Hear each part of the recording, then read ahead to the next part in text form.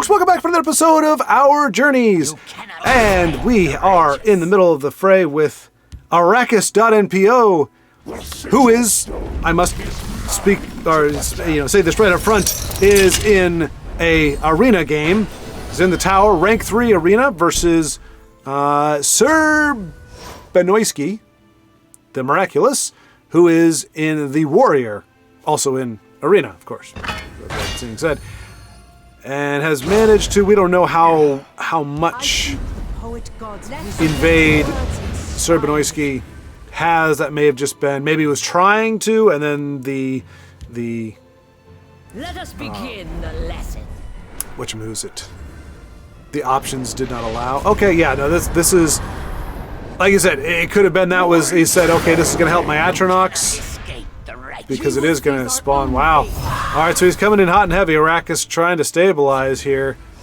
His opponent's out of cards, but does have a heck of a board. Gets rid of the biggest threat, most assuredly, that's there. Obviously, he's going to take 5 from the Sorceress. Yep, the Blood Sorceress there. So this is a race now. A race against time. Is at hand. Sir's not going to trade. Thought he might, just because you don't want to. Typically, you don't want to give runes, but no, he's looking to close it out here in the next game. Ooh, Savage Ogre is a savage draw indeed. It is going to allow Arachis to heal for 9 on this turn. And that's going to go a long way to stabilize. Takes that, essentially a 7-point threat off the board. And this was the race I was talking about. Oh, so we might see Warhardened Senshi. Is this going to be a guard? No. No, it's a 1/1. Doesn't allow. If it was a battle enemy creature, that might have been good. Black Worm. Yep. Let's see what he gets. Excuse me. Still not over whatever it is that's been afflicting me here, but I believe that puts a guard down on the board. Yes, it does. And so Arachis managing to turtle up here. Sir Bianski was trying to close it out this turn, I believe, realizing obviously that he's running low on the cards. He's going to have to trade the 3-2. Okay, he's going to gamble. That's not what he wanted to see. Yep, he's going to have to make that trade. And just like that. Ooh, Widow Daedra. A nice premium, and it's a Daedra. I mean, she's really only useful in conjunction with Invade. Although, I don't know, wait, a 4 cost, 5/3, yeah. I was going to say, I've actually never looked at her stats before, just to see like how good she actually is on her own, just as a Daedra. But you see a theme here with this Conjurer, and maybe that's what it was. I wouldn't be surprised if Arachis was able to get the Conjurer early in the draft and said, you know what, let me go ahead and see if I can do the whole let's transfer a bunch of stuff into... It's okay. Oh, no, he doesn't. He's not wanting to do that. You notice, because as soon as he hits with the Heretic, it would transform any card that he plays into a random Daedra. And so he's choosing that. He played the guard as it is. Oh. That's a whiff. But he's got a great board here. Sir Bianski.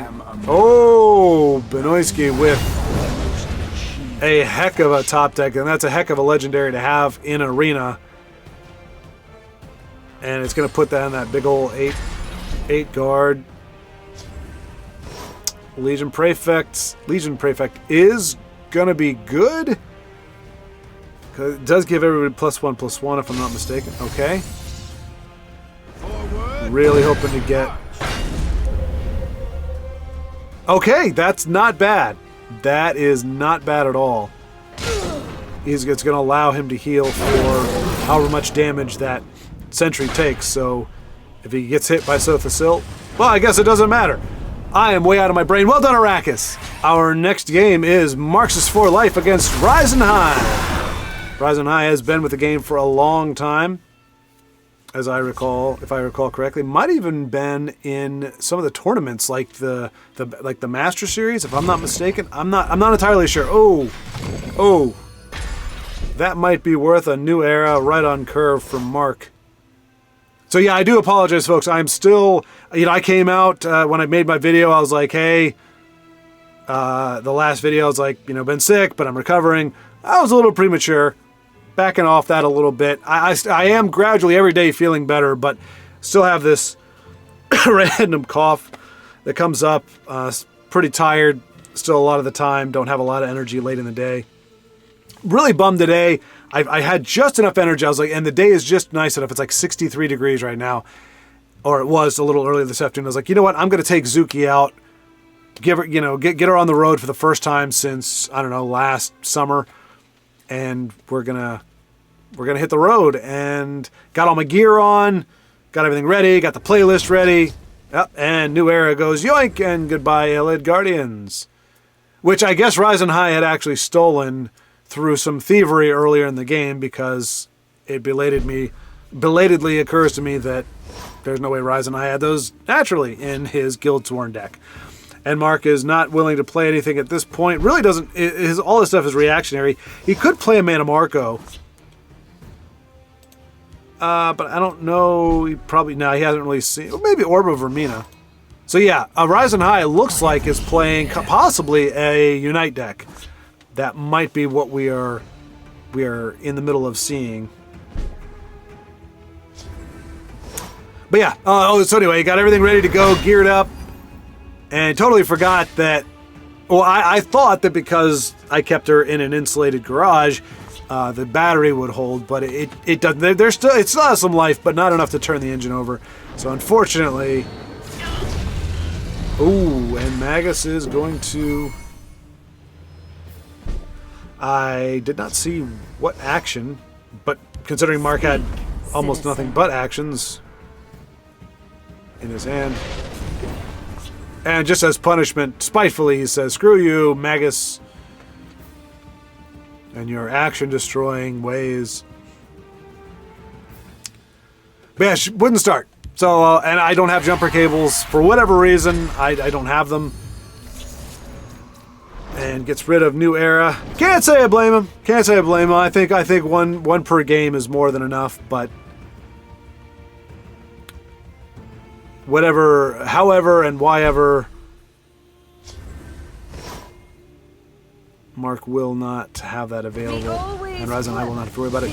It's a bit of a sad Anansi. I mean, a little bit. I mean, right now, Mark is definitely the aggressor and is trying to push that damage.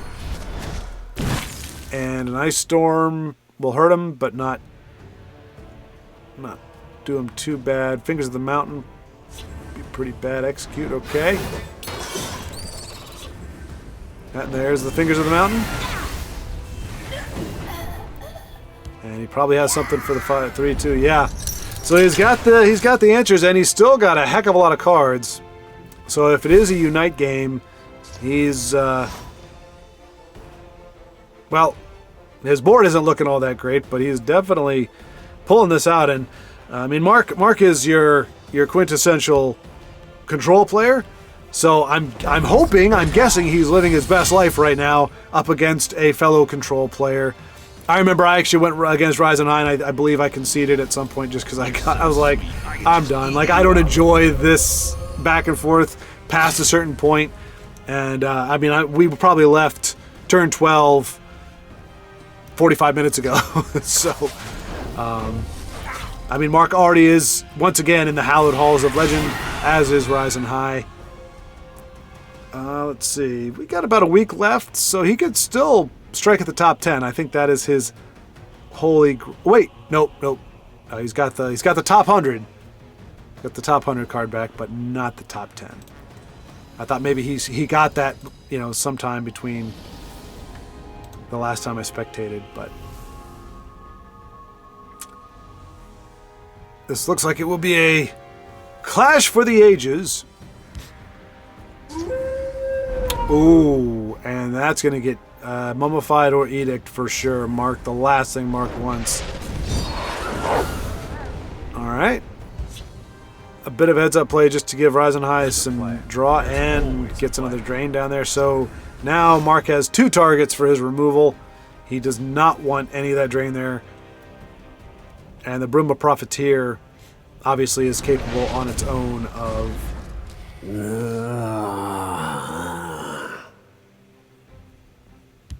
I'll try to draw their fire.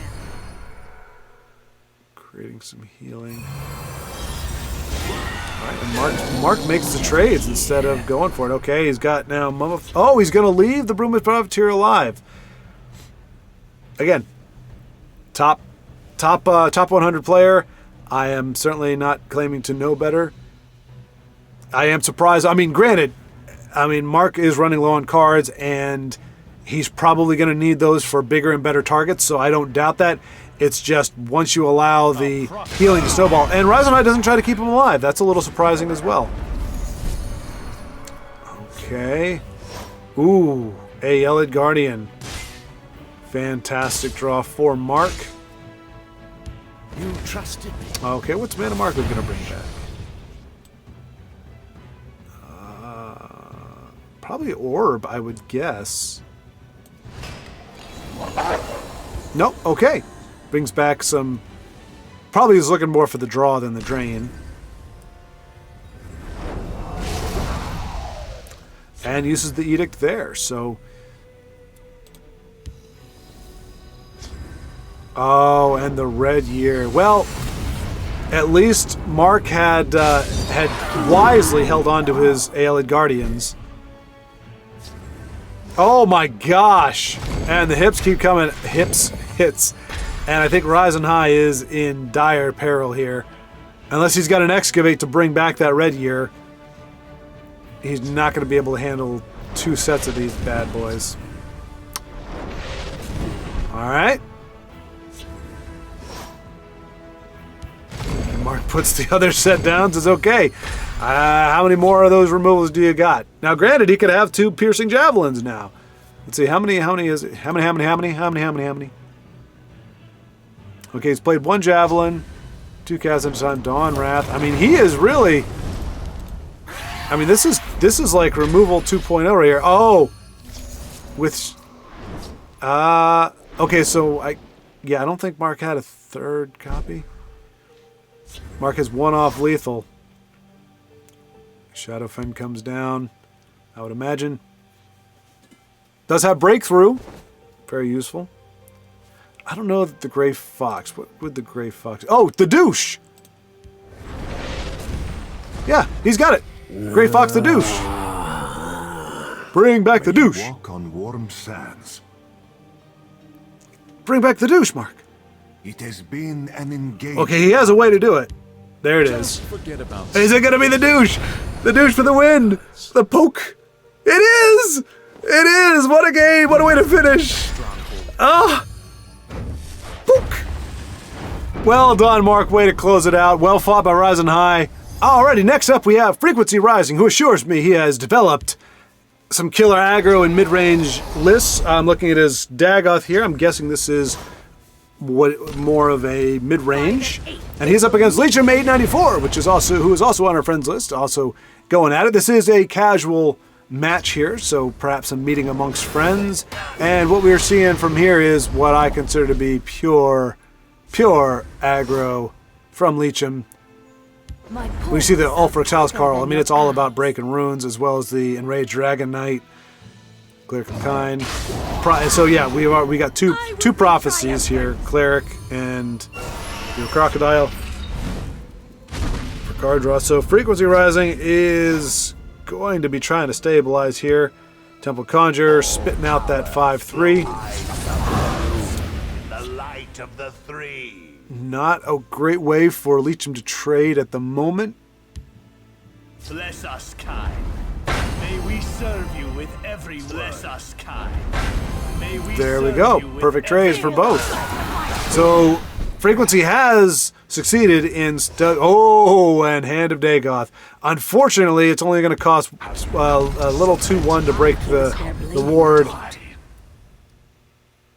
Let's see what Legion does here. Does he have a way? Wily? No. Okay. Yep. Alright, so Frequency is forcing the trades, which is probably not what Legion wants to do. That's not going to be in the game plan. He is able to get that Ulfric Housecarl down with just enough to do some damage, break that rune, get that card draw. Frequency. Yep. Gonna take away that card draw, I'm sure. Go. That is priority 1 when you're up against an aggro deck like this.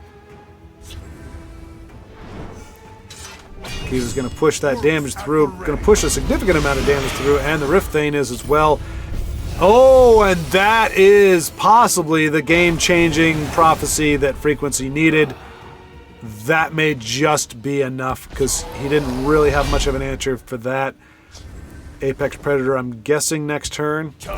And so we do see with Morn Old Trader that this deck is more of the earlier end of the mid-range. It's mid-range, but it's supposed to hit early and then curve. It's probably not a significant significant back end. Maybe Encano as the high end, but that would be pretty darn high. Tazcad would also be pushing it. But he does force Leecham into a choice here. Does he make the trade to get that 2-1 from the trader? Okay, he's not. Typically, when you've got, I mean, this is a great card in general, but it's also your goal is to trigger some of your own prophecies in the process. And Leecham was not able to find any. He's got plenty in his hand. Half his hand is prophecies, and he does make that trade. So yeah, I like I said, with the Crusader list that we saw there, that is, I would say, more. Okay, so there we go. We do have Encano.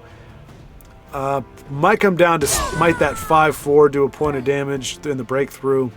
I have many important And really has Leecham on the back foot. Oh! No, he leaves the 5/4 on the board. Oh, and there we got another prophecy. That is not going to be quite the game changer that the lightning bolt was for Frequency.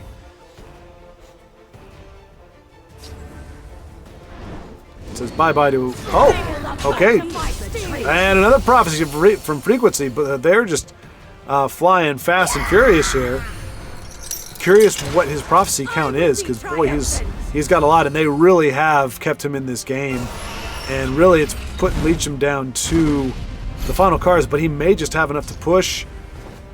Bewildering speed. So he's got some cards that would have been great had his monastic monk guy been able to go back and forth and heal and do all that good stuff, but might need another bewildering speed. Is that going to be enough to give the harpy? Well, with the dagger, she can take out the 5/4. Doesn't need the dagger. Never mind.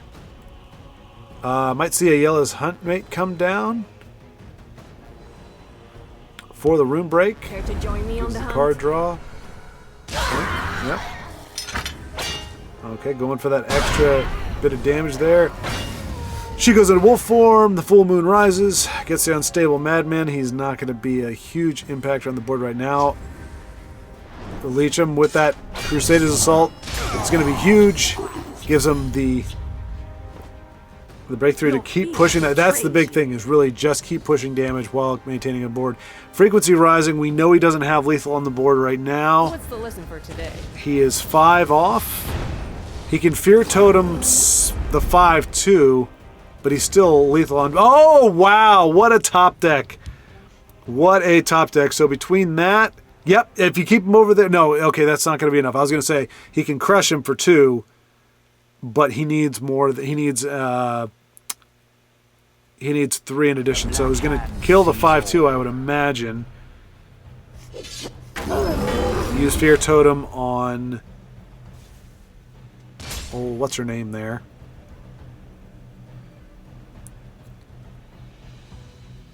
Cloud Rest Illusionist. So 2 executes. Unfortunately, Leecham really doesn't have a whole lot.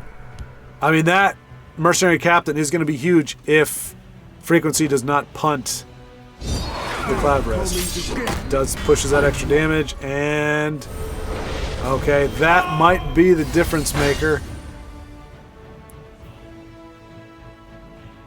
Not a guard. Not going to help. Not going to help. Khajiit will use their strength against them. Can't use any of the executes. Playing out his hand, but just doesn't have what he needs. And Frequency Rising is going to take it in a very closely contested match. And it really came down to a game of prophecies. Leecham got 1, Frequency got 2. That lightning bolt was the big one. And well played by both. Okay, and we are now watching ThatProphMattered.NPO, which is the masked, the masked identity of Arachis.NPO, who is on Twitch, by the way. If you have not checked him out, it is actually that. It's, I believe, just Arachis.NPO. That's AYROSS.NPO on Twitch, and streams often, streams long. So check that out if you are craving some high-level TESL play. As you can see, rank 269 legend already. He's up against Gedwin Mod, the tactician, and another prophecy. Oh, and just for your edification, just to let you know, I spoke briefly with FrequencyRising. He only had 10 prophecies in his deck, and he actually lost to the same deck from Leecham, I think a few games ago, and also lost into prophecies, and it's also not a prophecy heavy list. So even though we did see some prophecies both in hand and in play, neither one of those fellows built a prophecy heavy deck, you know, where it's like, you know, 20% or 30% of the deck is prophecies. Not the case at all. But they determine the game. That's just how this game goes sometimes, folks. You just never know. So anyway, I get an indication from Andy that we are in the presence of memery afoot with his deck. He is definitely in a bit of a tough spot. Well, I shouldn't say that yet. Gedwin Mod is running a little light on cards, and he has a plethora, along with a lot of removal, a lot of shackless.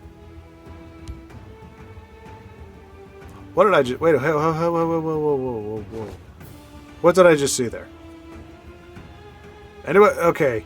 I mean, there's memes, and okay, I gotta believe there's something to it, but... Okay, we'll just have to wait and see, because... Maybe a Dark Reaper? Like, why would you not doppelgang? Like, I'm expecting to see my bad, but... Oh, Gedwin. Rule number 1. Certainly one of the top 10 rules. Okay, so he brings the doppelganger back, reducing its cost. Okay. His ways are far beyond mine. I'm not entirely sure what I'm watching here. Unfortunately for him, though, Gedwin is continuing to assault the face. And if Andy is running... But, yeah, one of the rules, don't start throwing equipment on your critter unless it's to make a trade. Like, if you know that next turn, if they trade with you, it's going to be favorable for them, and you want to throw a dagger out there just to make sure that they're not going to get a free one out of that. That's one thing, but... Oh, that's what he's doing. Okay, so he's trying to get the cost of his doppelgangers down so he can play multiple doppelgangers. Oh, man, but Gedwin is just not playing along. He's just continuing to hit face. Is that going to be a... No, almost. Another prophecy from Andy. I'm guessing with... Ooh, that's a great pickup. He's going to need that for sure. He can clear out... He can clear out the assassin with what he has on hand. He can play an Alfiq. Unfortunately, one guard is not gonna help against a charge. We're dead. Okay, so but I think his stratagem is to get a bunch of low-cost doppelgangers and string those together with like an Abner or a Marak or one of these big cards, so he could just spit out in one turn 3 big body cards. So he's saying they're dead. I would tend to agree. I've seen a lot of reach from Gedwin so far. And Andy doesn't really have a way to buff his Oreo gal. You'll not be rid of me that easily. Going for a little bit more draw there. Does pick up Ancano. You fight well. And that's probably going to end it. Gedwin most assuredly has. Alright, he does not have, at least ostensibly does not have a way to finish Andy off, but he does have a way to keep him from getting anywhere. Again, one of those things you kind of grit your teeth when you're like, wow, you're down to 3 cards and they're all like, I mean, if he didn't have Drive Mad, he would have been able to silence with that. So we might see Encano next turn. Interesting. Alright, so let's see. 9, 12, 15 plus Encano is 20. And a Doppelganger. He's got it next turn. Never mind. Never mind. And he doesn't have big removal for Odahviing either. He could Doppelganger twice. Oh no, okay, that works too, I guess. I thought he was gonna Odahviing, Doppelganger Odahviing twice, and nuke him. But instead, he may have turned this around unless Gedwin has charge or lightning bolt. He does not.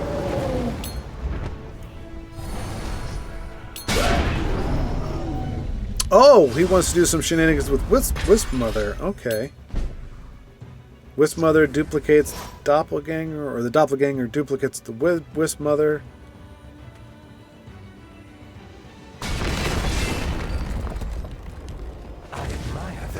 Bam! He's only going to have to break 1 rune to make this happen. Never mind! Wow! Alright, so we are checking out That Prophet Mattered one more time. And I was kind of close. The idea is combining actually the level of play that we saw there with the discounted doppelgangers with Wisp Mother. That's the reason why he's trying to get them down to that 2 cost, which is what the like the Fear Totem does, so that you could do essentially what I was saying, but exponentially more so, because Wisp Mother is going to be spitting out multiple doppelgangers. So you could have as many as 4, I think, easily within the Magicka. So you'd have, I think, Wisp Mother is a 7 cost, and if you have 2, at 11 Magicka, you could have 4 doppelgangers down there. So if there's anything special on the board, I mean, Encano, that's almost an OTK. Nice try. Care to go again? Yeah. So we're gonna see what's it. But so I'm glad I got a scent of what he was doing. I had a whiff of it, mainly because I saw him do it. Wasn't any brilliance on my part. But then Wisp Mother, which is a card we hadn't seen yet, added to the mix. So he's gonna try, which I'm guessing, however you want to do it, whether it's Odahviing or the big card that we saw, the big guard with the 10, that doubles your power and stats. However that works. Or, however he can do it. There's multiple ways, I think, for him to kick butt here. But he's up against Manifresh, or Manifresh, or Man-I-Fresh. Man-I-Fresh, the founder. Which, for the longest time, I thought that meant that you were, like, in the open beta.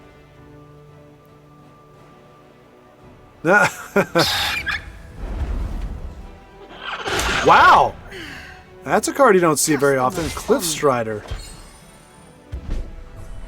Interesting. So yeah, we're seeing a little fresh shenanigans here. Not just from Andy. And he marveled at the fact that he's triggered more of those allies, the firebolt throwing allies, than in the 3 colors than he has in 2. Which I also think is spectacular. Oh, and that's perhaps why. See, now we got the Wisp Mother there, but no doppelgangers at this particular time. Obviously, Andy's in trouble. If he doesn't, I'm guessing we're going to see him lightning bolt the catapult, because that is almost assuredly going to be hitting him in the face next turn if he does not. Mighty Conjuring. I mean, the lightning bolt doesn't feel great. Well, I find that surprising. Ooh, and Wisp Mother, nice and premium. They didn't do a lot with her. I think they could have made her glow effect a little bit nicer. There is a toll. I do like the purple snowflakes. That looks pretty cool. All right.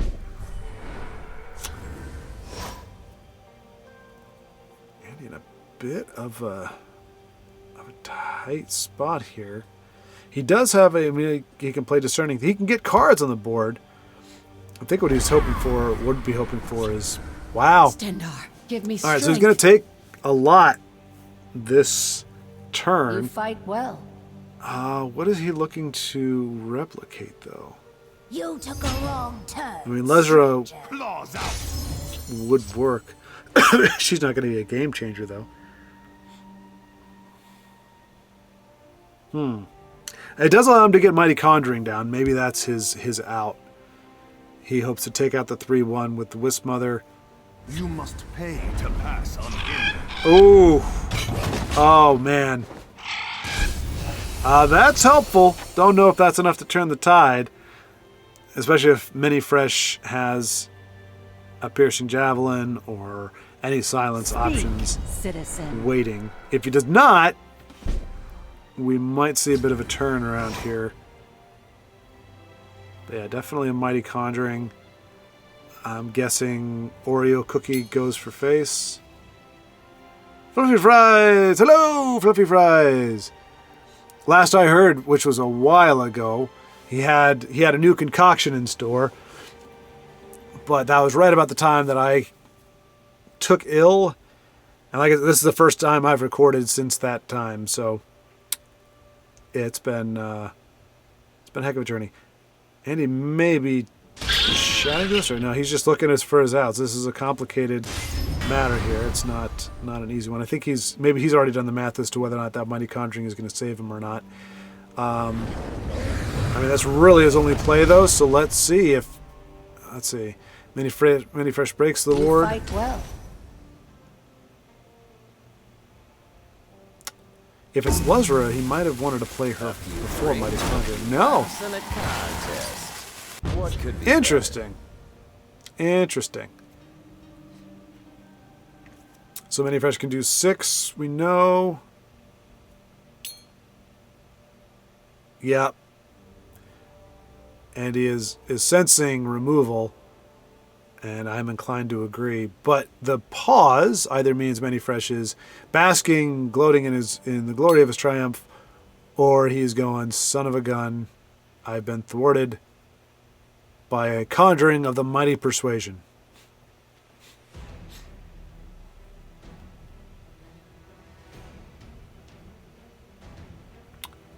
Tension is mounting. The music is drawing into a crescendo. Well, it's not technically a crescendo. The music is definitely there. I mean, the big thing now is he does have Drain on the board. Oh, is that going to be enough now? Does that change the math enough? See, the thing is, he can't hit with. He has to hit with the catapult first, otherwise it goes immobile. Nope. Okay, he does have another card to play there. And that's going to be game. Jeez. Manifresh, it took you a long time to come up with that. You had 3 cards in hand. I'm not really sure why that was so complicated. We rejoin Frequency Rising once again, running the Dagoth deck. He asked me if I'd rather see Dagoth or if he should run Dagoth or Token Crusader. And I said, Token Crusader would change things up, but I'm always happy to see Dagoth run. And since we didn't get to see a win with it, oh no, we did.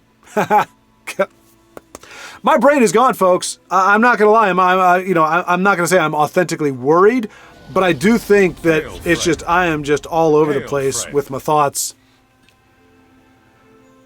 So this is a casual Frequency Rising. The Chosen of Akatosh against Beloyd B, the Miraculous.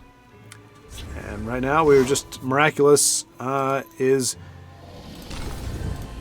passing the turn. Friend. And hopefully we don't have another incident like the player before. You know, this is a heads up for any folks who happen to be seeing this video at the beginning, or I should say at the beginning, like you haven't really watched a lot of TESL content and you happen to come across this and you saw the last game. Just know the majority of the community, the active community, is not like I can't remember the guy's name now. The turd muffin who took 6.5 years to figure out what to do with 3 cards when he had obvious lethal. Guys like that, people like that, they are rare. It can sometimes, it doesn't seem that way because, you know, you can hit them 2 or 3 times, or people like that 2 or 3 times in a session. But overall, they are statistically rare, and they are disliked. You know, that they are not representative of the TESL community, or I would imagine any real community. But certainly not TESL. I can vouch for that. Most folks, there is, you know, there is a code about BMing and stuff. Now, people get there's a little bit of variety when it comes to, what do you call it, taunts or greetings. Some people don't like to greet at all because they think people don't respond well to it. Some people like to greet, but they don't like to do anything else. Some people like to give a good game at the end or a thank you. It's a genuine deal.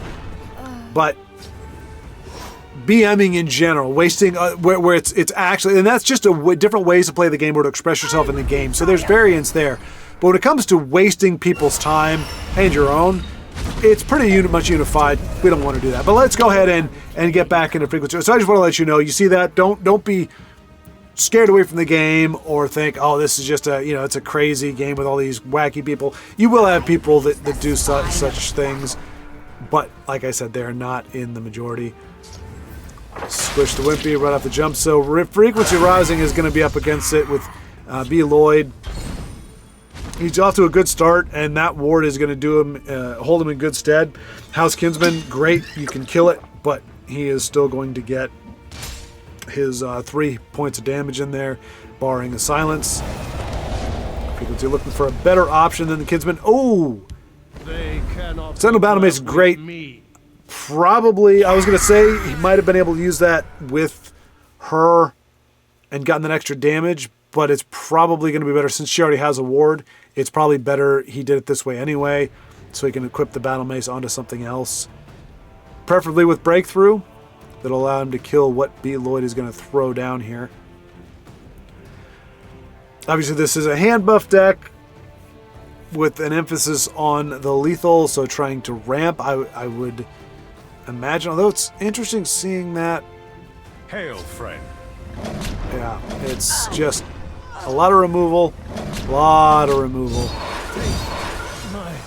Frequency is able to get that damage in, though, regardless. And Sentinel Battle Mace is just what the doctor ordered, I think.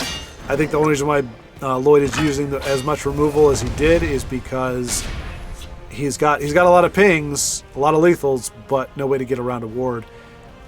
Either way, Frequency is in a commanding position here. He's got Tazcat for 6 damage next turn. 8 on the board.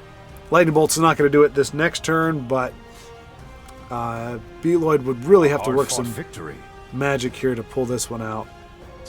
Granted, he is called the Miraculous, and he does have a ton of, but unless he's got a drain, it ain't going to do anything. Ooh. I think we just see Corner Club on the Lightning Bolt. Nope. Okay. Don't play the Corner Club. There you go. I'm sure he knew. Yeah. You know, there's just sometimes where you just make, you're not even thinking, and you see Corner Club, ooh, I need it. And it's like, oh, wait, what did I just do? I got rid of my option. Oh, 1 turn too late, B. Lloyd. That would have been game-changing, but do the Tazcat, man. Don't let him be. Okay, yeah. Good call. It's easier to digest a loss when it's not from a top deck. This episode is sponsored by a series of cards brought to you by Tusk, also known as Crab on the Discord. There's kind of a theme for all of them, so I've lumped them all together. They are all neutrals. You will see the theme more or less as we get on with it. But first up, we have the Forgotten Hero. First of all, I love the name. I love the fact that Forgotten Hero actually has a card now. It's a 5-cost, 3/4, so pretty much like a Vicious D. If the enemy has the keyword invade in their cards, you win. So, it's not a unique card. It's an epic. There are 3 of them. So your chances of drawing them are pretty darn good. 5 cost, and essentially it kills every invade deck. Can't say that this one's is probably going to be taken too seriously by the devs or potentials. And I believe there was a comment that said, like, this card is OP. It might have been a reference to another card in this collection. And Crab said, yes, but it's unique. So we're going for unique here. These are more of wishful thinking than okay, here's actual constructed cards that could possibly work. Most of them seem to be punishing some attribute or aspect of the game that I guess Tusk may not be too particularly fond of. That's just the gist that I get out of it. And so anyway, pretty much Forgotten Hero makes Invade go bye-bye. And you can do it 3 times in one game. You wouldn't need to, but you have plenty of copies to make sure that that happens. It's a thought. Next up is the last position, also represented by the wandering, I can't remember his name, the Nord guy. Anyway, he's usually in willpower colors, but 10 cost, 0/1, so absolutely no attack stats inherently. Upon summon, if your opponent has Drain in their deck, give a creature +10/+10, or remove all Drain from their deck. Now, this one's a little fuzzy. It doesn't say give a creature in your hand, or give a creature on the board, or give a creature in play. It just says give a creature, which would right now, to me, make this OP. This is a +10. Essentially, you could play this, and it's a 10 cost, but +10. So, I mean, not overstated, but I mean, Tazcat is a 9 cost, 6. Alcano's, Encano, it's been a while. Encano's an 8 cost, 5. Direct damage on the board. Lightning Bolts are 4 costs for 4. Whatchamacallit? Dawnbreaker is a 4 cost for 4. And Dwarven Armaments, I think, is a +5 for 6. So it's kind of in line with that, but I think +10 is just, to me, it's a little too high for a card in play. Now, if it's buff a creature in your hand like that, especially if that is a green +10, which means when it gets played, it could be silenced, that might be okay. I mean, this is a 10 cost, so it's not, I wouldn't say it's incredibly greedy. It's not like a 2 or 3 cost. But those are significant stats, and it also gives the option of removing all Drain from their deck. So this is an anti-Drain, or if you're going to play Drain, I'm going to hit you for 10. This, in my mind, again, comes out of a whimsy. This is a game, comes after a game, perhaps against a buff hand Redoran that played a bunch of those, can't remember the name of them now. The Daedra, the goofy-looking, whatever they're called, that essentially, that you gain health in conjunction with their power. And so if they get buffed at all, they come down as a double. It's double their power. So if they come down as a 2/2, they gain 4 health. If they come down as a 4/4, they gain 8 health. Obviously, because of the CH, if I'm not mistaken. Anyway, there's plenty of ways for buff hand Redoran to drain themselves or heal themselves. Although, I would say a lot of the cards that are used for that are not necessarily Drain in particular, so it wouldn't help here. So I was wrong. This probably didn't come after one of those games. Could have came after any one of those games, several games where it's just a lot of healing and you lose a game because of that. I'm projecting that may not have been the impetus for why Crab created this card, but it would have been for me. You get a little frustrated, especially if you're playing aggro and you can't Drain. I think this is a little OP, but again, like I said, these are not necessarily meant to be competitive. They're just ideas or concepts. So this one is a +10/+10, or remove all Drain from an opponent's deck. It's kind of taken the Hallowed Death Priest, like that kind of idea, like I'm going to mess with your deck, or, there's actually several. There's the legendary that, as many times it's an Empower, I believe, and every time you hit, you remove 2 cards from your opponent's deck. So there are other, I'm going to screw with your deck before you even get to play it cards, but happily they are at a minimum. All right, here we go, we're getting bigger here. 12 cost, the last triumph, a 6/12 critter. Upon summon, remove all creatures with Invade, Last Gasp, Drain, or Lethal, or, excuse me, banish all cards that have a summon ability from both decks. So, that last one is kind of a throwaway, only because if you are playing this card, it means you are more than likely not playing cards with a summon ability anyway. That's not your milieu, it's not what you want to do, or it's not what you're trying to do with this deck. So that one's not really much of a punishment. That would be, maybe you have them. Actually, no, okay. That would, okay, so this is not fair. This is a unique legendary, which means you only can play it once, obviously. And in theory, this would be the only summon card that you have to play. So you'd banish all the summon abilities from your deck, which would be the last triumph. But yes, so this one, again, we're getting Invade, Drain. Now we're adding Lethal and Last Gasp to the removal. So it's really trying to strip it down to just a very basic mechanics. That does leave wards, it does leave breakthrough, but it really is going after the big keywords. Although I would say ward is probably a pretty big attribute that has not made the poo list here. But yeah, just another way to banish it. The only thing I will say about this that makes it, somewhat serviceable. The 6/12 is a pretty hefty card, considering the effects that come with it.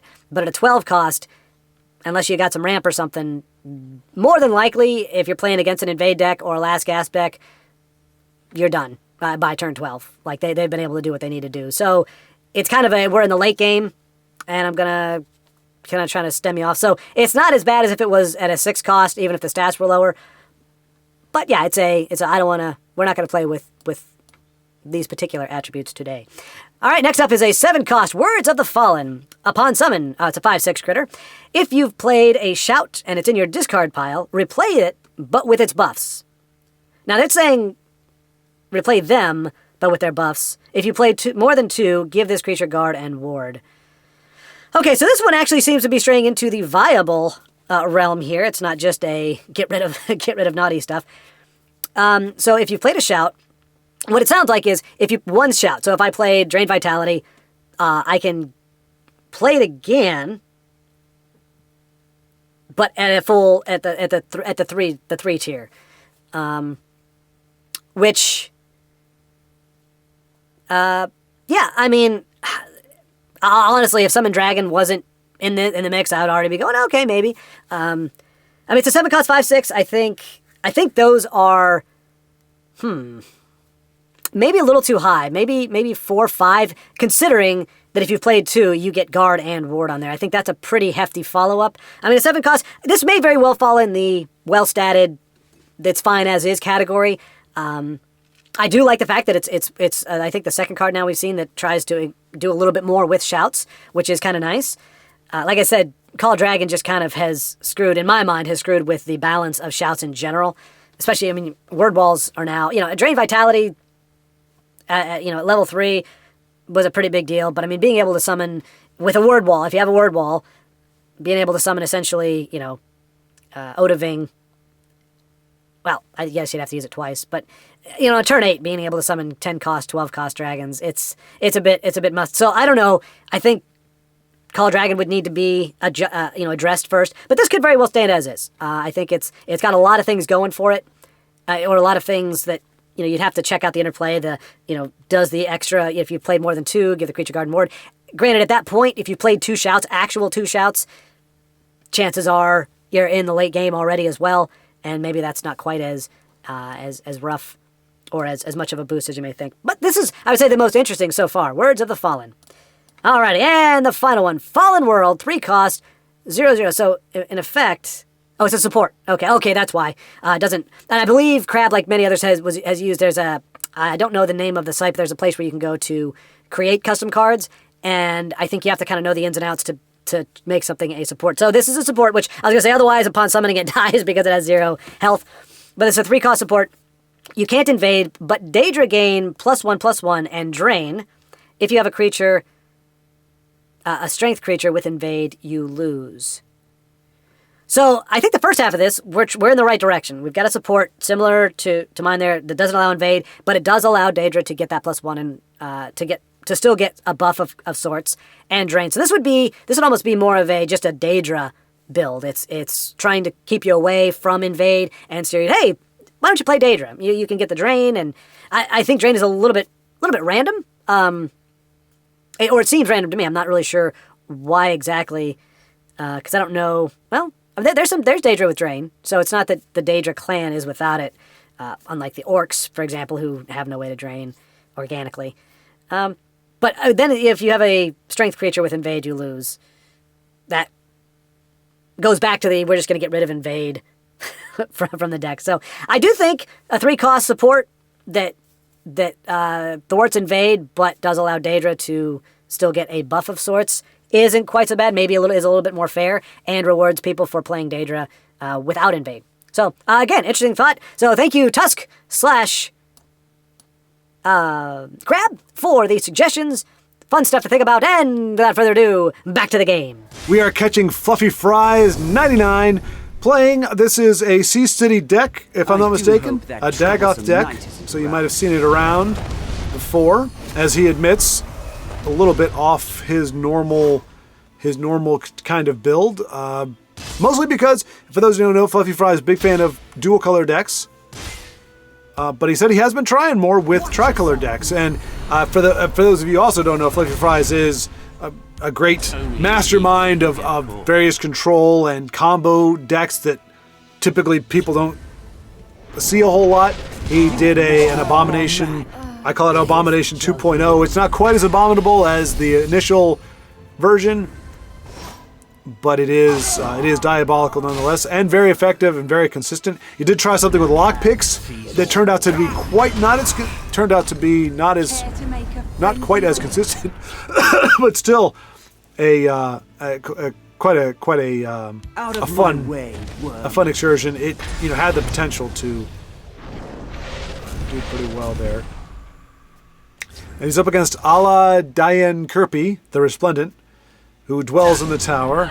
Fluffy Fries in the Lady, hoping to get to the tower, and this game may help them close it. That's a card I do think I remember seeing in C-City's list, Inspiring Soldier, that I don't often see in general. The hist revives. Okay. Ala-Dian is holding up, but the one thing that Taken from me. Today I repay in kind. C-City's decks, especially in the Dagoth deck, have, that I'm sure you're going to see with Fluffy Fries, lots of reach, lots of ways to close the gap.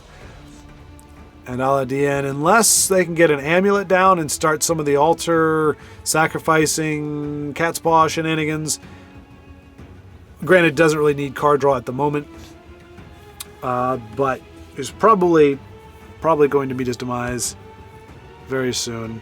Fluffy has 1 damage already. It's going to shoot out from the Flame Slinger. Is that? Yep, Flame Slinger. Provided she's not silenced, of course. And okay, yeah, Lalo just looking for. Apparently, doesn't have any guards. Doesn't have any removal. Now has 2 guards in the lane that they are needed. But there's a lot of cards that Fluffy Fries that has a dagger or... Oh, there you go. He finds a way. Yoink! And away he goes. Dagoth, man. And hey, great news. That was Fluffy Fries' gateway game. Did not look like it, though, did it? But yeah, so that was his... Oh, goodness gracious. Oh, we are seeing crazy things from Rune Rider here. But yeah, so congratulations to Fluffy Fries on his last game. That brought him into the Lady... No, sorry, the tower. The tower. Brought him out of the Lady into the tower. So let us go ahead and... We're going to send a... I don't want to interrupt the play here.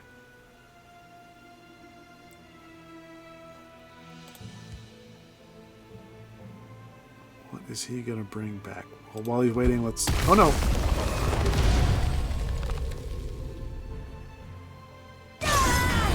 Interesting. Prepare to die. All right, little taunting from Maroon Rider. And, I mean, it's a Telvanni. Doesn't have the cards, but certainly does have a decent board. And The hist revives. yeah, we'll see how this goes. Okay. But anyway, so Fluffy Fries, if you're not on, just want to give that congratulations. Gateway got to the tower. That's a heck of a spring, and I'm glad we got to witness it. Got to see that gateway. Got to see the triumph. It can be done. It's not easy, but it can be done.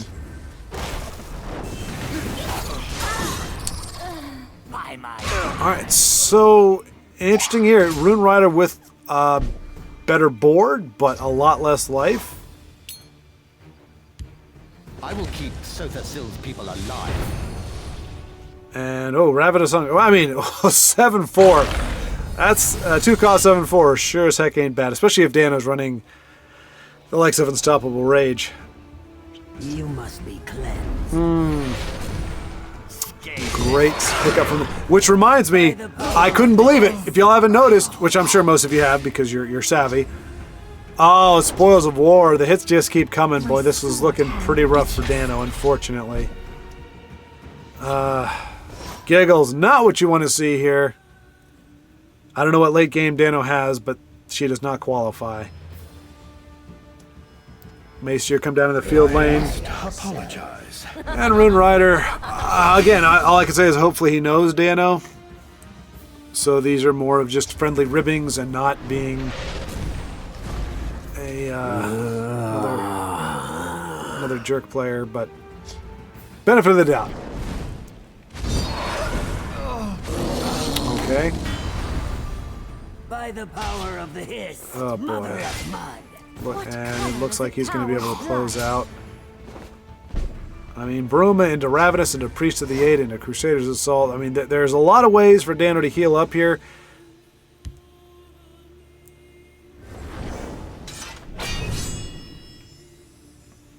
He is going to get 2 from Giggles. Ooh! Immediately gets his Ravenous Hunger, which if that could stick, boy, that's going to be a thing of beauty. Always a plan. Oh, but I wasn't even thinking. He's still got essentially 13. He doesn't have enough. Oh, Covenant Plate. That is going to be a big deal. That is going to stave off. I must That was it. apologize. All right, so Rune Rider must have a way to get rid of the 5-2.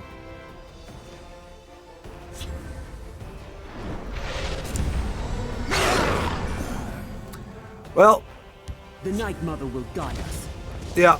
So unfortunately, like I said, you see jerks and people who I just must can't seem to win apologize. with any kind of grace or dignity. Rune Rider, hopefully we never see you again. I mean, not, in any horrible way, just not in the game. And we have stumbled across Eye of the Restless Storm, the Miraculous, also is actually in a casual match. I noticed it just as I switched over, which I'm guessing, because we typically see Eye of the Restless Storm in the mix. I mean, obviously as a top 10 player, usually we'll see him on the ladder. Either has gotten weary of the ladder, or we are seeing an experimental deck here. Now, it's very possible, because I know he does talk with Andy, and I do see the doppelganger there. It is possible that he is running either the same list or similar list in Daggett colors. Andy is running the Guiltsworn, but we could be seeing the Wisp Mother Doppelganger combo, and Eye of the Restless Storm is in some variation of tweaking. But I do like seeing World Eater's Irie, or Ire. I think it's Irie. One trick I'll have to learn. Well, then, let me teach you the trick. It's called drawing cards. Bam. There you go. You learned a trick. So, Restless Storm does have life to give. Not any real danger at the moment. Interesting seeing a knife to the throat. Obviously, great for draw, but it's a very expensive. Typically, it's something you don't see a lot of. I call it the Gray Centurion, and it is I'm going for Centurion. I think I'm at 52 or 53 wins with it now. So I do run in that, but that's because I only have neutral. So it's interesting to see that card run when it doesn't have to be, i.e. when there are other silence. But there is no other silence and draw card combination. And from what we're seeing here, Restless Storm is big on the draw I at the moment. slay the unworthy. Now, he is one off of Red Year, unfortunately. I mean, yeah, which would be an OTK if... Okay, he's going to Doppelgang and Kano. I'm guessing kill the 1-2. I mean, the 8-5 would be the obvious choice, but... Alright, so if 4's Omnia versus Care to make a frenzy? the Quick does choose to fill the board, we are going to see an Ankano Red Year OTK next turn, which would be fabulous.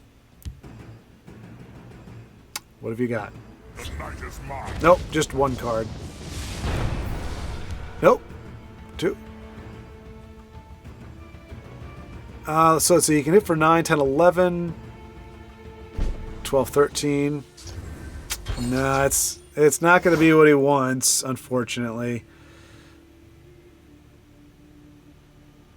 But he does have more than enough to be able to finish this game off. Knife to the throat to silence, which he does. And Ash Piercer, I can't remember what he does. 3 damage. Okay, so Ash Piercer, I'm guessing, will come down. Take out Night Town Lord. So yeah, we're seeing, if not, we didn't get to see that OTK. Well, it's not over yet. For Zamina, Veras could very well still fill the board. Nope, he's just going to spit out more Night Talon Lords.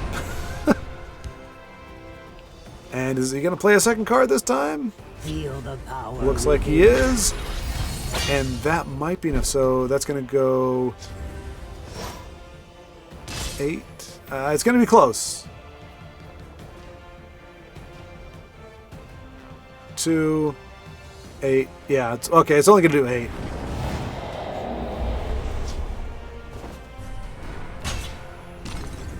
We are still going to see it though. Oh no.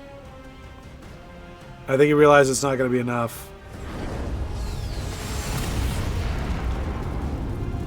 Oh, still looks pretty though, and he does have aspect of her scene to finish things off next turn. So, not a bad bit of business, but we're seeing all kinds of barter, Ash Piercer. Like this is really great. We're at Conjuration Tutor. These are cards you don't see very often. You don't see much of. I had to double check. I double checked just to make sure that we are not in arena.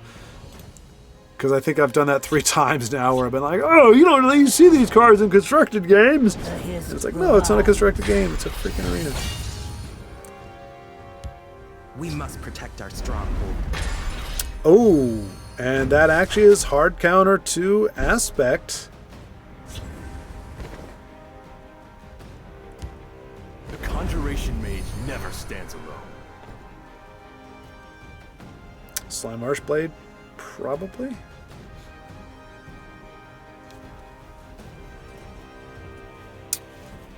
Merciless Storm. That's the only bummer. Aspect of her scene is a great kind of Tazcad. It gives you the versatility. You can put down that guard or have your Tazcad 6 attack. It's just missing that breakthrough. That situation like this can really be a problem. Just forget about C. What is the Gray Fox going to steal? What life gain does he have? Did he have hand? No, and Kano. Okay, so he's going to use that to get rid of the tutor. I have many important things on my mind. So Restless can do... They're in my sights. By the power. Probably going to need to do Winter's Grasp.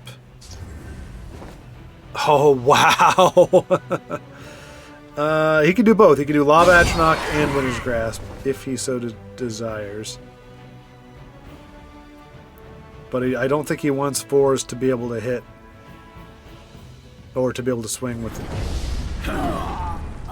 Interesting. Okay. Gotta get a card down. Okay. Interesting. So, one more guard, or another guard, I should say, puts Restless in a bit of a tight spot again. I mean, he's got two Hercene aspect of Hercenes, but he can't play them both next turn. That would be way too much.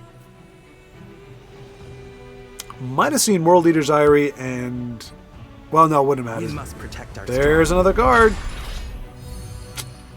There's another guard.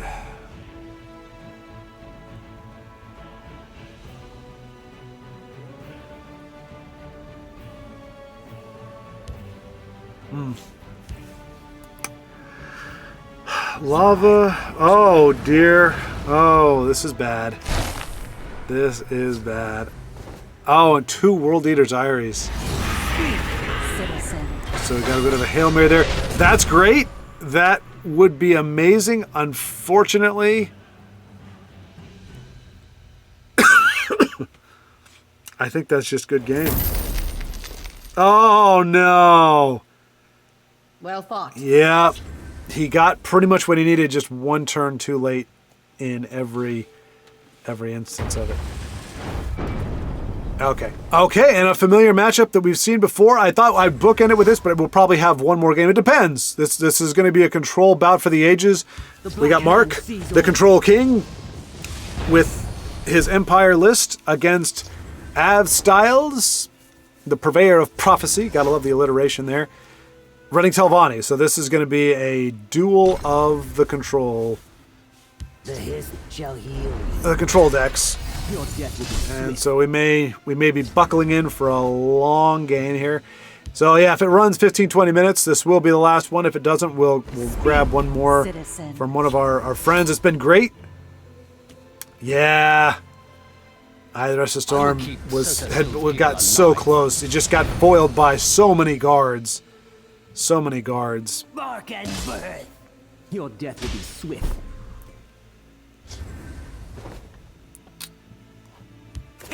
I do want to. I want to respond. I mean, I always want to respond in conversation. I like talking to folks more than almost as much. Well, equally. I like talking as much as I like watching.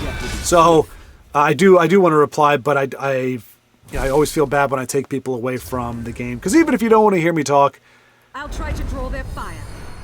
you know, you can still see a good game. But if I'm chatting it up, then you miss out on a lot of that. So anyway, back to the excitement. Must I do everything myself? Black hat. Yeah, this is. You know what? Okay, we missed a little bit. I apologize, but like I said, I think this game is going to go on for a while. And there's that tension that builds up, and I'm like, I want to say something, but especially if it's like kind of an open-ended thing like that. Especially if it's a loss, you know, you want to console. It's just a hard thing to go through. Especially what we saw with TheRestlessStorm last game, where you've got the lethal in hand. You just need the guards to go away, and they just don't go away. So I would not be surprised to see the okay. And I think Mark had a strategy, which is something that I do a lot of times with control decks, where now usually I'll do it when they have more than that. Like, so they've got 6 in their hand now. If they have 7 or 8, I'll say, look, you want more cards? I'll give you more cards. So I don't worry about killing the cat's paw or any other card or draw generating cards. I'm just like, I'll give you plenty. You're going to overdraw, in fact. So Avstyle's in a bit of a really tough spot there. Okay, there's the amulet. Is it far enough along to turn things around? I'm guessing we're going to see another cat's paw. Yep. And I would be very surprised if we do not see... Okay, we did not have the Cruel Fire Bloom, which would have been another big one. So Mark is really looking to close this one out. Let's see, he's got 8, 11, 12, 13, 14, 15. Not quite enough just yet. This is where things get really sticky. Red Brahmin would be awesome, but he is 1 point or 1 magic off from being able to do that. It's tough because you kind of want to get rid of that Blackhand Messenger. You don't want him to get that extra life, but... yep, there you go. And that's going to probably seal up the game. Well done, Mark. Yep. Bam! Bam! KevinEisenfaust, my boy. I have not seen him. I think I've seen one game with him since we did the Spotlight, which I recommend you check out. We got some great conversation with Iron Fist, I believe, is Eisenfaust. That was the translation of that. And he is running, looks like, for lack of a better term, Shenanigan Telvanni. We're seeing all the typical. Yeah, and, I spoke briefly with TheRestlessStorm between games. Wasn't sure if his opponent got very lucky, because you know we saw that he had lethal OTK with Red Year if his opponent just filled the board, but he kept playing. He played Night Talon Lord and nothing else. The next turn he played Night Talon Lord and 1 card, so it wasn't enough to finish the game off.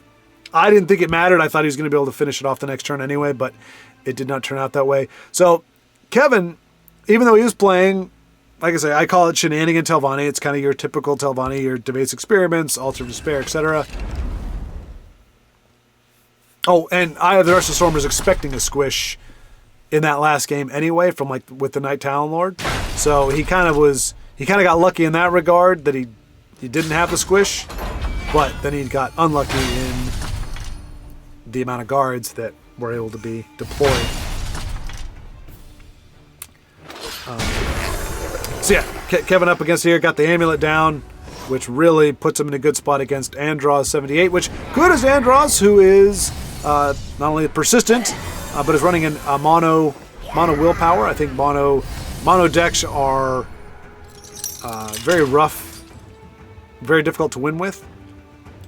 As I said many times before, if nothing else, your opponent knows all the stuff you don't have. When you have 2 decks, 2 attributes, your opponent has no clue. You could have any, you know, your pool gets cut in half when you play mono, and you know, okay, well, I know he's not running Ice Storm. I know, you know, anything that's on in those colors. But Andros is running the workshop, unfortunately. So 1 point, well, yeah, 2 points for running a mono willpower deck, but then minus 2 points for running workshop. Oh, you make me sad. You make me sad. But, well, no, okay, but then he's running 2, so we'll take another 2 points off. But Dormant Centurion, we'll give him a point for that. I mean, dude, if you're going to run this many, don't even bother with yellow. Just run mono neutral and get the Centurion. That's a nice title to get. It's not easy. It takes a long time. Like I said, I'm at 53 wins. I wish I'd recorded some of those games because they're spectacular. It really is. My neutral deck is primarily it's a control deck. I run a lot of factotums and a lot of other crazy stuff. I don't do Dwemer. I think I have Dwemer in there, but I don't run like a Dwemer theme. I do have the Automaton, or the Factotum Daddy, but no Workshop. And really, the most of the games that I win, I starve my opponent out of cards, and I've got a ton of draw, and I just kind of wear him down that way and finish it off. Pretty good win rate with it too. Probably one of the more consistent games, but I'm always playing in casual. I never take it on the ladder, so that's the catch. All my results are kind of skewed by that. So anywho, back to KevinEisenfaust. Wow. Okay, so that's kind of a big deal. That is the element that was keeping him in the game, primarily. Andros has been building up a board very slowly while I've been talking. Like, I've been watching what's going on. It just hasn't been a lot. It seems like there's a lot happening, but not a lot's been going on. The removal of the amulet was a pretty big deal. Altar of Despair is not quite as fun without that.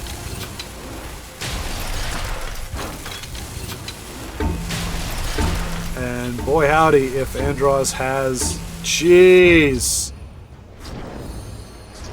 Okay, there we go. He overdrew 1 Halls, but boy, if he has a second one, it's game over for Kevin, I'm afraid.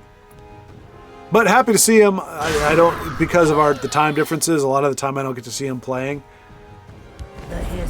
I was about to say, I think the Hail Mary he needs here is Altar of Darkness and Balmora Spymaster, but he might be doing tinkering. Yeah. Okay, he's going to sacrifice. Goes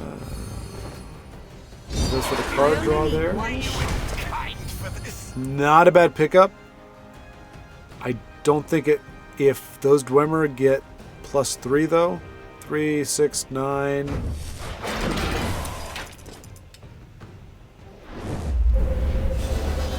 Ooh, and we see the Wisp Mother again. Burns a 3rd Workshop, but like I said, if he has Halls, it is GG or Big Daddy Factotum. Just because he can push the damage. He doesn't really need to heal, but he can push the damage.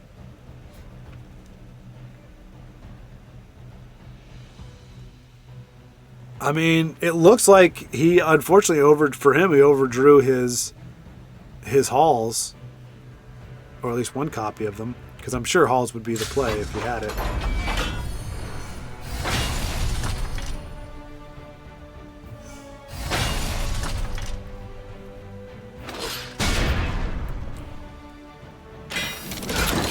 Ice Storm would be fantastic for Kevin. I would presume he runs it. Greetings from the last nice premium Pudge Buddy.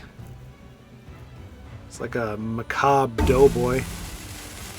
Ugh. Those legs are like, why us? Why? He is ginormous.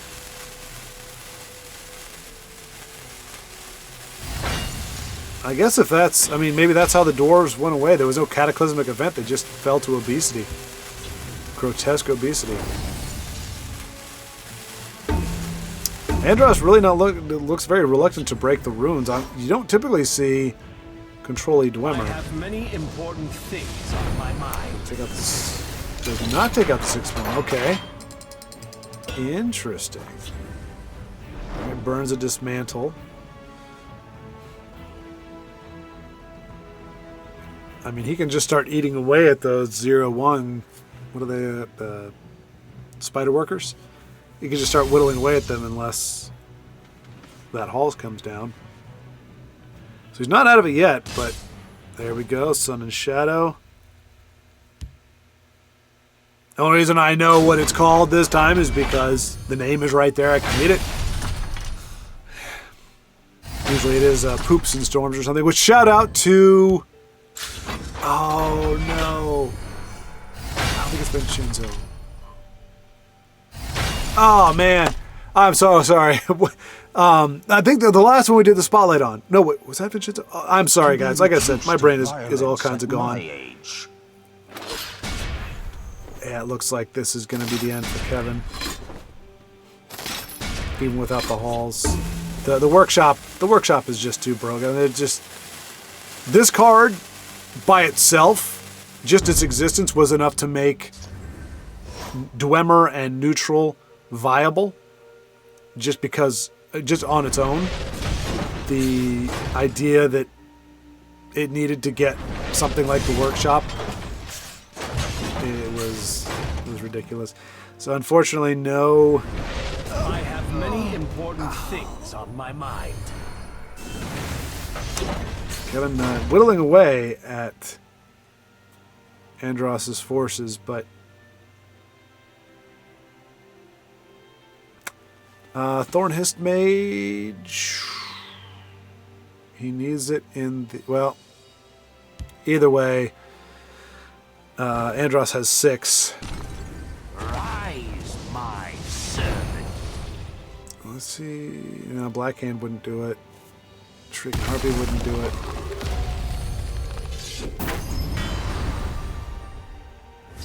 This was a worthy contest. Good game, Kevin. Good game. Andros, I mean, if it wasn't for this, I think you still have a good deck. I think you still could have pulled something off, but...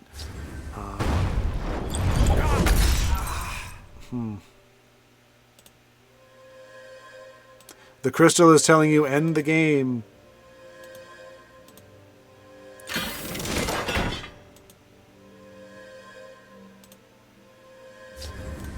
Kevin with the patience of a saint. I tell you what, I would not. I give people a chance to end the game like a pro. Like somebody that has a modicum of integrity and decency. And once they make it clear that they are incapable of such a thing, I just move on. But Kevin, steadfast, says, you know what? And see, and this is the only thing I will say about... Goodness gracious, man, really? The only thing I will say... Gracious. Yes, he put up with your garbage for quite some time. Okay, and the final game of today is with Toddbringer123. Haven't seen him in a while. See what he is up to. I'm seeing goblins here. I'm seeing Unstoppable Rage. I'm calling out the obvious. He is up against Yabiga, the pack leader. I don't know exactly what that name means, but bigger seems to be part of it somehow. I think it's saying you're bigger. Or, yeah, bigger. I don't know. In any case, he is in the tower. Looks like he's got the pew pew pew assassin. Most of my cards are going to kill you or hit your face. So Todd's definitely got his work cut out for him with, I guess, are goblins? I don't know. I mean, obviously he's running goblins, but you typically don't see Unstoppable Rage with goblins either, which is exactly.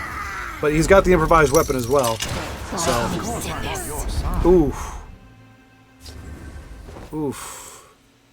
Looks like Skulk's the play here. Would be surprised to see any kind of trade with that Skulk. I see you're in need of my that's wisdom. trouble. Okay, well, Means they can ignore the skulk if they so choose. Does not choose to do so. But regenerate on the Mournhold Trader is actually kind of a big deal. And Todd, unfortunately, with a handful of drain and high-end cards, this is rough. Rihad Horseman will not be played. And unfortunately, I think this is just GG. This is the Mournhold Trader particularly, but yeah, just a lot of damage to push. And Todd, unless he's got a debilitate, has really no answer for it.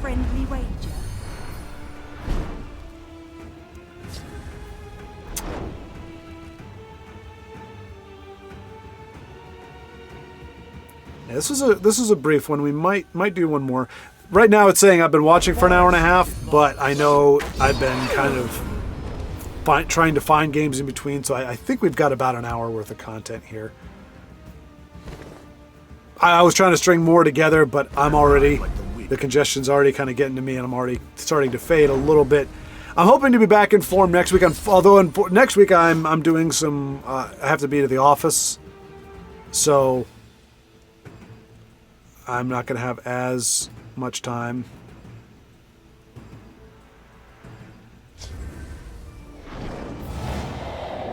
I don't know what the tendency is. This grieves me to see this many people who seem to be incapable of just winning a game, of finishing a game. I don't know. I mean, this is the most embarrassing, the highest number of embarrassing players, embarrassing people who are actually running this game in a long time. I think there's been 4. But it's just like, why are you this way? Like, who hurt you? I mean, but Todd is he's being a good sport about it. Or, I mean, he's continuing to play as well. I mean, at this point, I would say I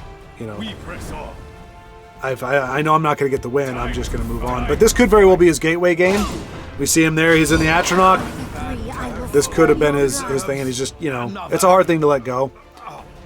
But obviously, bigger does not mean being the bigger man. So, circling around to ThatProphMattered.NPO just to see if he's able to do any doppelganging shenanigans.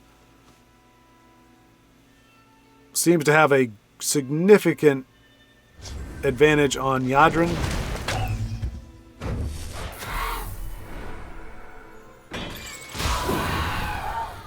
Neither one has a plethora of cards,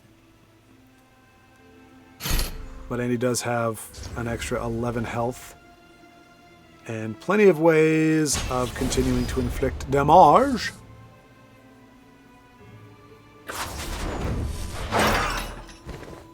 Yeah, so anyway, what was I saying? Yeah, hopefully I get my head on straight here in the next few days. Probably see Markarth Bannerman, I'm guessing. That's the next. Oh, okay. We press on. And that plus Orc Clan Captain is gonna... That's 4, 6, 8, 10. Not enough. Oh, he could doppelgang. Wait, yes he can. Yep. He can doppelgang one of the Nord Firebrands. That would be hilarious if that's how if we see a 5-cost doppelganger doppelgang a Nord 0-cost Firebrand for the win. I'd like to see it. It's kind of like up there with seeing like the Douchnik get that 1 point of damage with a ping. But as it stands now, that is Andy's way out, or way in, or way forward.